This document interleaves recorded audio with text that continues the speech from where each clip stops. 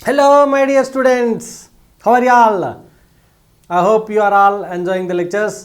మీరందరూ కూడా మన ఛానల్ సబ్స్క్రైబ్ చేసుకున్నారు, మన యొక్క ఎడ్యుహంట్ యాప్ని డౌన్లోడ్ చేసుకున్నారు. ఎడ్యుహంట్ యాప్లో ఉన్నటువంటి వీడియోస్ని చూడడం, ఆ తర్వాత ఎడ్యుహంట్ యాప్ ద్వారా ప్రాక్టీస్ టెస్ట్ని అసైన్మెంట్స్ని ఫాలో అవుతున్నారని నేను ఎక్స్పెక్ట్ చేస్తున్నాను. ఈరోజు మనం ఫ్రిక్షన్ వర్క్షీట్ 3ని చేయబోతున్నాం. యాజ్ యూజువల్గా మనం వర్క్షీట్ చేసే ముందు మనం వర్క్షీట్కి సంబంధించినటువంటి సినాప్సిస్ని ఒకసారి క్విక్ రివిజన్ చేద్దాం. క్విక్ రివిజన్ అయిపోయిన వెంటనే వర్క్షీట్ లోపలికి వెళ్ళిపోదాం. ఈ క్విక్ రివిజన్ అనేది మీకు తెలుసు కదా, పేరులోనే ఉంది, క్విక్ రివిజన్. మీరు నా యొక్క ప్రీవియస్ వీడియోస్ని చూడకుండా, ప్రీవియస్గా నేను చెప్పిన సినాప్సిస్ చూడకుండా క్విక్ రివిజన్ మాత్రమే మీరు చూసేటట్టయితే ఏంటి ఎంత స్పీడ్గా సార్ చెప్పేస్తున్నారో మాకేమీ అర్థం కావట్లేదు, he is unfit for teaching అని సర్టిఫికేట్ మీరు ఇచ్చేస్తారు. కాబట్టి దయచేసి అంత పెద్ద సర్టిఫికేట్స్ నాకు ఇవ్వద్దు. నా మీద నాకు కొంచెం నమ్మకం ఉంది, నేను కొంచెం పర్లేదు బెటర్గా నేను చెప్పగలను. కాబట్టి మీరు నా యొక్క వర్క్షీట్ 3కి సంబంధించిన సినాప్సిస్ని చూసిన తర్వాత ఒకసారి వర్క్షీట్లోకి వెళ్ళే ముందు ఒకసారి మళ్ళీ మీ యొక్క నాలెడ్జ్ అంతా రీకాల్ చేస్తే బాగుంటుందనే ఉద్దేశంతో క్విక్ రివిజన్ చేయడం జరుగుతుంది. ఇది చాలా క్విక్గా ఉంటుంది.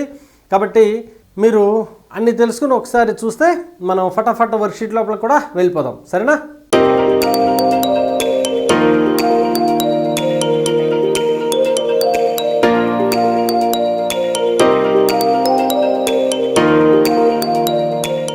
సో మెయిన్గా ఈ వర్క్షీట్ మనం దేని గురించి మాట్లాడతాము అంటే రఫ్ హారిజంటల్ సర్ఫేస్ గురించి మాట్లాడతాం.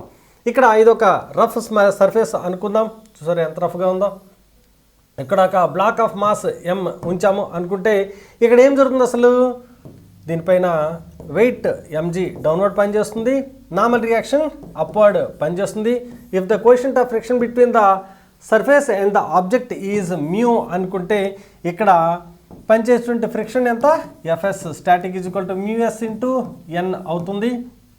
ఇప్పుడు మనం దీని మీద ఫోర్స్ని కొంచెం అప్లై చేసాం అనుకుంటే కొంచెం ఫ్రిక్షన్ డెవలప్ అవుతుంది. సో కొంచెం ఫోర్స్ని అప్లై చేసాం, కొంచెం ఫ్రిక్షన్ డెవలప్ అయింది. ఇంకాస్త ఫోర్స్ని పెంచాం, ఇంకాస్త ఫ్రిక్షన్ డెవలప్ అయింది. As you know that when the body is at rest the friction is self adjusting friction.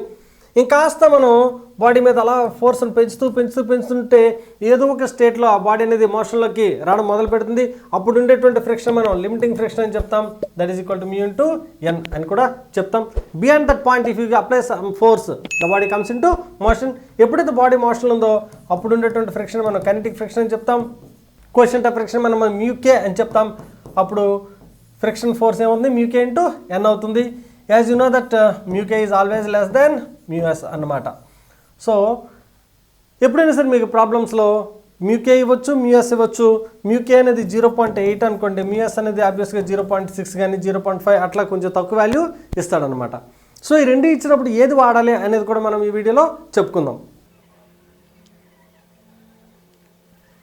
So ఇప్పుడు ఇలా ఈ ఆబ్జెక్ట్ మీద F అనే ఫోర్స్ అప్లై అయింది అనుకుంటే ఈ డైరెక్షన్లో వస్తున్నటువంటి ఫ్రిక్షన్ Fk అనుకుంటే దీని మీద ఇప్పుడు పనిచేస్తున్న నెట్ ఫోర్స్ ఏమవుతుంది, net force is nothing but F minus small f అవుతుంది.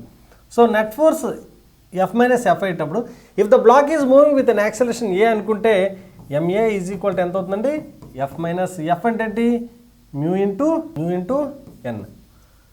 So ma is equal to F minus μ into n can be written as m into g అవుతుంది. So the acceleration of the body can be written as F minus μ mg by m అనేది వస్తుంది. So this the our formula for acceleration when the body is moving on the rough horizontal surface. ఎప్పుడైతే నీకు acceleration వచ్చేసిందో ఇంకా నీకు kinematics applications అన్నీ కూడా వాడుకోవచ్చు. We're allowed to use all the kinematic formulae like v equal to u plus at, s is equal to చెప్పండి ut plus half at square fine. Third one is v square minus u square equal to 2as. So ఈ అన్ని ప్లేసెస్లో కూడా wherever you find a you are allowed to substitute this formulae. Got it. నీకు ఎప్పుడైనా సరే initial velocity ఇచ్చాడు, ఎప్పుడు ఎంత టైంలో ఆగిపోతుంది అంటే v ఈజ్ ఈక్వల్ టు 0 అని చెప్పాడు అనుకోండి, t కనుక్కోవాలి. a ఇక్కడ వచ్చింది కదా, ఐని ఇక్కడ సబ్స్టిట్యూట్ చేస్తే t వచ్చేస్తుంది. అలా కాకుండాను ఒక ఆబ్జెక్ట్ అనేది u అనే స్పీడ్తో వెళ్తుంది, దాని యొక్క కోఎఫిషియంట్ ఆఫ్ స్టాటిక్ ఫ్రిక్షన్ ఇచ్చేస్తాడు లేదా కోఎఫిషియంట్ ఆఫ్ కైనెటిక్ ఫ్రిక్షన్ ఇస్తాడు. ఎంత డిస్టెన్స్ ట్రావెల్ చేసిన తర్వాత ఆబ్జెక్ట్ రెస్ట్లోకి వస్తుంది అని అడిగాడు అనుకోండి, నీకు ఎస్ కావాలి. ఎస్ కావాలంటే v ఈజ్ ఈక్వల్ టు రెస్ట్లోకి వస్తుందని చెప్పాడు కదా, ఫైనల్ వెలాసిటీ 0. దీని నుంచి నీకు ఎస్ అనేది ఆబ్వియస్గా వచ్చేస్తుంది. Got it? So this is all about motion of an object on the rough horizontal surface.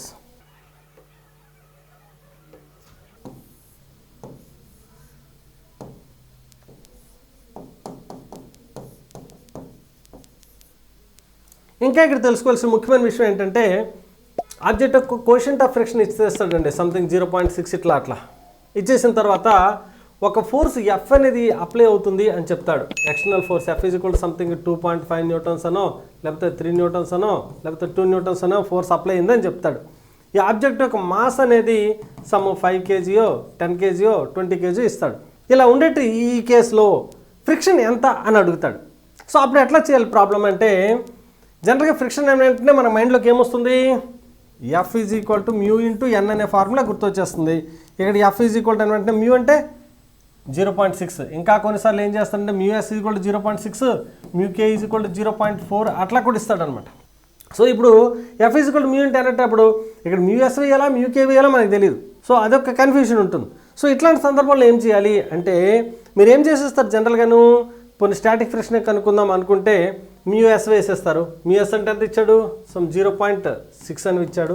Into ఎన్ అంటే ఎంజీ కదా, ఎం అంటే ఎంత 5 kg ఇచ్చాడు అనుకుందాం. 5 ఇంటూ అంటే నేను రఫ్గా చెప్తున్నాను అన్నమాట, వాల్యూస్ 5 అయితే ఇంటి పరిస్థితి. జీ అంటే ఒక 10 అని తీసుకున్నాం అనుకోండి. ఎఫ్ ఈజ్ ఈక్వల్ టు ఏమొచ్చింది, 6 5 13 న్యూటన్స్ అని వచ్చింది. సో వెంటనే మీరు ఏం చేస్తారు, 13 న్యూటన్స్ అనే ఆప్షన్ ఫస్ట్ ఆప్షన్ ఉంటుంది, పెట్టిన ట్రై చేస్తారు. ఇంకొందరు ఏం చేస్తారంటే F is equal to mu K into N ఎందుకు వేయకూడదు, ఇది కూడా మన సార్ చెప్పిన ఫార్ములే కదా, బయట వాళ్ళు ఏం చెప్పలేదు కదా అని చెప్పేసి మ్యూకే ఇంటూ వేయడానికి ఎన్ వేయడానికి ట్రై చేస్తారు. సో మ్యూకే అంటే ఎంత మనకి ఇప్పుడు 0.4 కదా, 4 ఇంటూ ఎన్ అంటే ఎంజీ కదా, 5 ఇంటూ 10 వేశారు అంటే ఇది ఎంత వచ్చింది, 20 న్యూటన్స్ వస్తుంది. సో ఇప్పుడు మీరేం చేస్తారు, ఆప్షన్ బి ఉంటుంది 20 న్యూటన్స్ అని, అది పెట్టడానికి ట్రై చేస్తారు. సో ఇది చేసినా సరే రైటా రాంగ్ అనేది ఇప్పుడు మనం ఒకసారి చూద్దాం. అసలు ఇక్కడ మనకి F is equal to 30 newtons అని వచ్చింది. ఏంటిది, that is FL, maximum static friction. ఇదేంటిది, కైనెటిక్ ఫ్రిక్షన్. కానీ ఇక్కడ వాడు అప్లై చేసిన ఫోర్స్ ఎంతండి, 2.5 న్యూటన్స్ 3 న్యూటన్స్ 2 న్యూటన్స్ అని వచ్చింది. అప్లై చేసిన ఫోర్స్ 2.5 3 2 అనేటప్పుడు అసలు బాడీ మూవ్ అవుతుందా, మూవ్ కాదు కదా. అసలు మూవ్ అవ్వాలంటే ఏమవ్వాలి, first he has to give a force which is equal to 13 newtons. 13 newtons force ఇచ్చిన తరువాత ఆ బాడీ అనేది రెడీ టు స్లైడ్ అనమాట, మోషన్లోకి రావడానికి ప్రయత్నిస్తుంది. అంతకంటే ఒక 0.1 న్యూటన్ ఎక్కువైనా సరే బాడీ అనేది మోషన్లోకి డెఫినెట్గా వచ్చేస్తుంది. మోషన్లోకి వచ్చిన తర్వాత ఏం జరుగుతుంది, కైనెటిక్ ఫ్రిక్షన్ అనేది హీరో, ఇది అప్పుడు యాక్షన్లోకి వస్తుంది. అప్పుడు నీకేమవుతుంది, 13 newtons minus 20 newtons opposing force, అప్పుడు రిజల్టెంట్ ఫోర్స్, ఆ రిజల్టెంట్ ఫోర్స్ వల్ల బాడీ అనేది మోషన్లోకి వస్తుంది. అంతే తప్పితే అంతవరకు మోషన్లోకి రాదు. అంటే అప్పటి వరకు బాడీ ఎలా ఉంది, రెస్ట్లో ఉంది. రెస్ట్లో ఉండేటప్పుడు మన ఫ్రిక్షన్ ఎట్లా ఉంటుందని చెప్పుకున్నాం, when the body is at rest the friction is self adjusting friction. కాబట్టి రెస్ట్లో ఉన్నంతకాలం నువ్వు బాడీకి ఎంత ఫోర్స్ అప్లై చేస్తే అదే మన యొక్క ఫ్రిక్షన్. కాబట్టి నువ్వు 2.5 న్యూటన్స్ అప్లై చేస్తే 2.5 ఫ్రిక్షన్, నాట్ 30. 3 న్యూటన్స్ కనుక ఎక్స్టర్నల్ ఫోర్స్ అప్లై అయితే 3 న్యూటన్స్ అనేది ఫ్రిక్షన్, అది మనకు ఆప్షన్ డి ఇస్తాడు. అంతవరకు మనం చూడంగా మొదట్లో నువ్వు వచ్చి కూడా పెట్టేస్తాం, నాట్ 30 అనమాట. ఒకవేళ 2 న్యూటన్స్ ఎక్స్టర్నల్ ఫోర్స్ అయితే 2 is the right answer, not 30. So ఈ విధమైన క్వశ్చన్స్ మనకు వర్క్షీట్ 3లో ఉంటాయి. అవి నేను చెప్పినప్పుడు ఈ విషయాన్ని మళ్ళీ రీకాల్ చేసుకోండి. నెక్స్ట్ ఇంకొక మంచి కాన్సెప్ట్ రివిజన్ చేయాల్సింది ఏంటంటే angle of friction.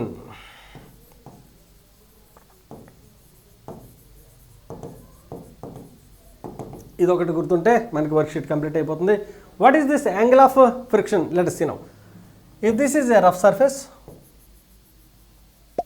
and this is a block of mass m kept over here, ఇలా పెట్టిన తర్వాత this is our weight mg, this is our normal reaction అనుకుంటే this is the direction of friction, right? ఇప్పుడు ఈ ఫ్రిక్షన్కి normal రియాక్షన్కి మధ్య resultant ఏదైతే ఉంటుందో that resultant, this is the resultant. Friction అనేది ఒక ఫోర్సు, నార్మల్ రియాక్షన్ అనేది ఒక ఫోర్సు. ఈ రెండింటి యొక్క the resultant makes some angle theta with the normal అనుకుంటే this theta is called as our angle of friction. ఇది గుర్తుపెట్టుకోండి, చాలా సందర్భంలో మనకు అవసరం అవుతుంది. What is the angle of friction? Angle of friction is the angle between the resultant, angle between the resultant of normal reaction and friction with the normal. ఆ resultant అనేది నార్మల్తో చేస్తుంటే అంటే యాంగిల్ మన యాంగిల్ ఆఫ్ ఫ్రిక్షన్ అని చెప్తాం. బేసిక్లీగా so ఈ quick రివిజన్లో మనం ఏం చెప్పుకున్నామంటే motion of an object on a rough horizontal surface acceleration formula చెప్పుకున్నాం, కైనమెటిక్ ఈక్వేషన్స్ ఎలా వాడాలో చెప్పుకున్నాం, తర్వాత మ్యూఎస్ ఎప్పుడు వాడాలి, మ్యూకే ఎప్పుడు వాడాలి అనేది క్లియర్గా చెప్పుకున్నాం. ఇంకా ఇప్పుడు మనం లేట్ చేయకుండా వర్క్షీట్ లోపలికి వెళ్ళిపోదాం.